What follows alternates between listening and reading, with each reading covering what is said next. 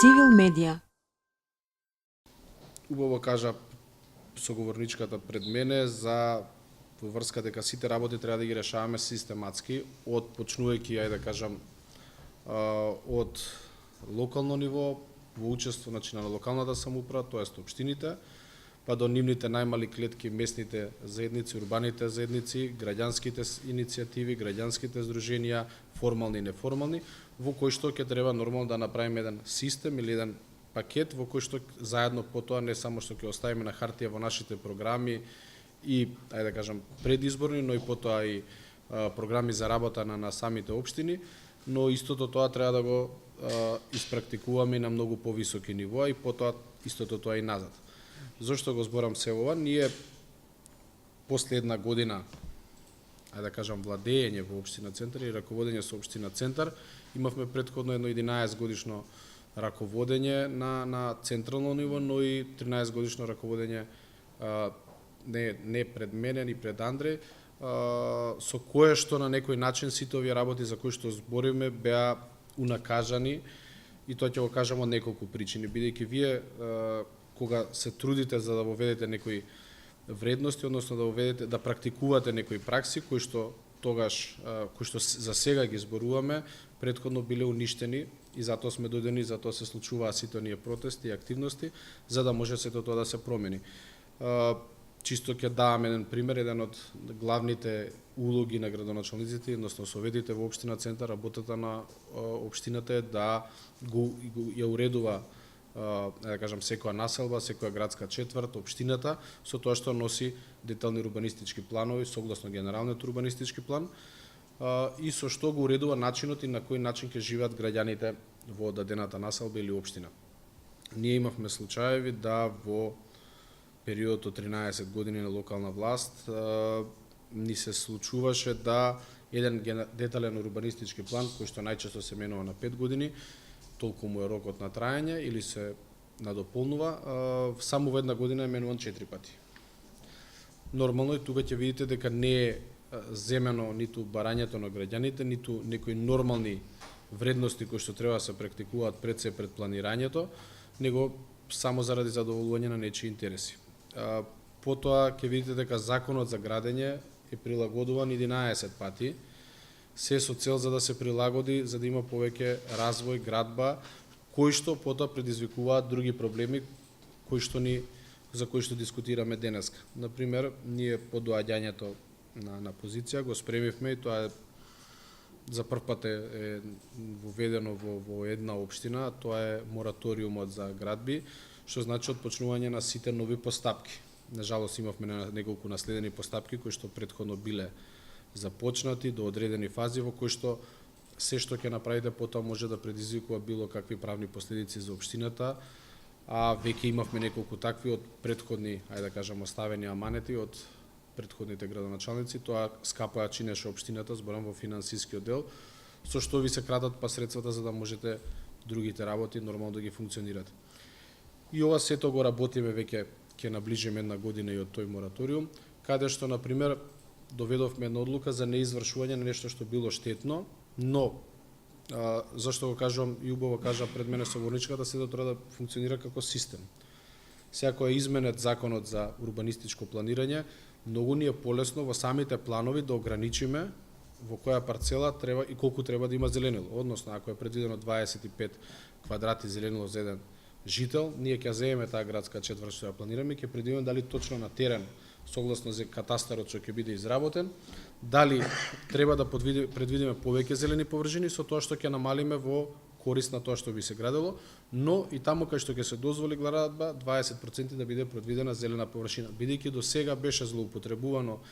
и правилници и детални урбанистички планови, но и законот за градење, каде што се даваше максимална искористеност за градење, што нормално да секој инвеститор или секој што е изведувач му одговара, бидејќи ќе добие поголема квадратура. И со тоа мислам дека ќе се стимулира и самите луѓе кои што го бараат, односно кои што работат и градат на територија на општина Центар, да вложуваат, односно да размислуваат и самите своите проекти кои што ги работат да предвидуваат повеќе зеленило и со тоа и тие директно да бидат обврзани за да помогнат во животната средина. Нормално ние како општина наша одговорност е да влијаеме за зголемување и одржување на зелените површини и тоа е нормално дека го правиме и го практикуваме и се надевам дека во периодот кој што ни предстои до сега, но и во наредните 3 години ќе успееме да надокнадиме сето она што беше уништено од претходно. Таму каде што ќе можеме, сепак можам да кажам дека и има разни идеи и решенија со кои што ќе успееме да го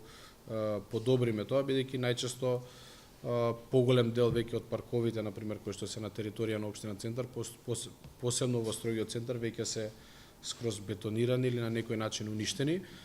за кој што нормално и реагиравме. Тоа е еден процес кој што бара една сериозна и веќе ревизија која што се работи, не само на тоа како што се носени тие планови, од кои што ние потоа произлегуваме и правиме програми за работа, дали некаде треба да